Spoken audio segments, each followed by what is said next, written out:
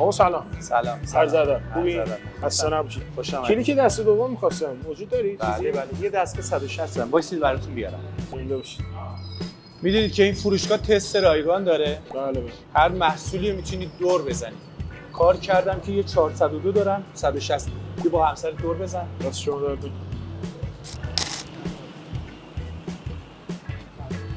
چطور بود؟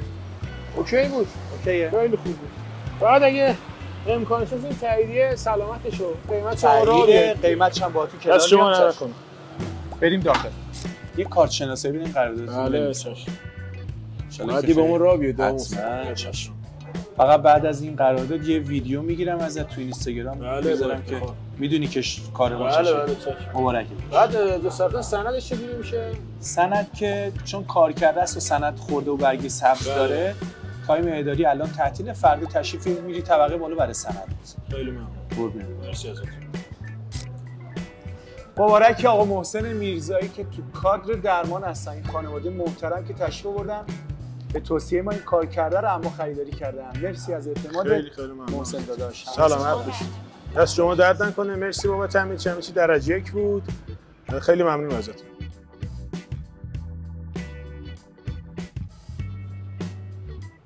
آقا محسن سلام. سلام خسته نباشید. خوب ان شاء الله.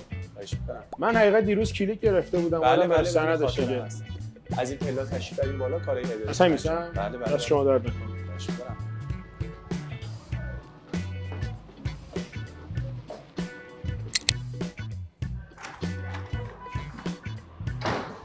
آقا محسن جان. داداش شما دیروز این هزینه‌ها رو به ما نگفتی اصلا. خب عزیزم کار کرده خیلی هزینه داره دیگه. خب اول باید بگید دیگه برادر من. دیدید داد و بیداد و دیدید سوء تفاهم بین خریدار و فروشنده رو. این روزا بازار داغه و توی دیوار و فروشگاه اکثر خریدار فروشنده ها با همدیگه درگیرن.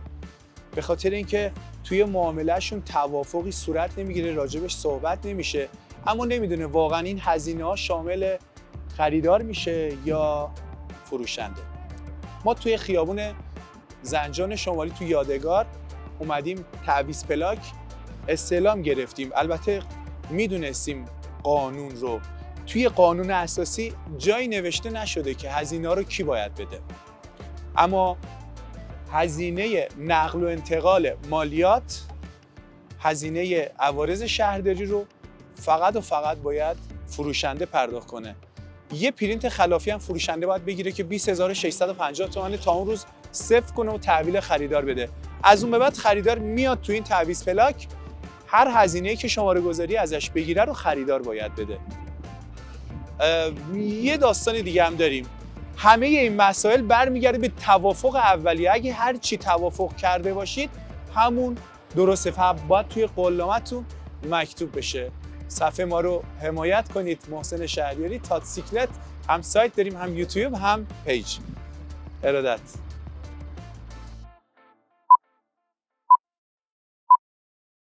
خب از محسن عزیز همسر محترم تشکر میکنم. توی این ویدیو وایسادن چقدرم خوب محسن داداش نقشش رو خوب بازی کرد، خوب ایفا کرد. البته خواهش میکنم اختیار دارم.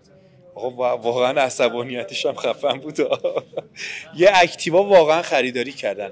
همینجا تو همین ویدیو هم تبریک میگم به انتخابشون. مبارکت باشه. خواهش میکنم. صفر خریداری کردن، اما برای این نقش نیاز داشتیم که بیاد راجع به کارکرد صحبت کنه. دمت گرم محسن داداش. تو کادر درمان هم مثلا کارشون هم خیلی درسته. چاکریم. مبارک.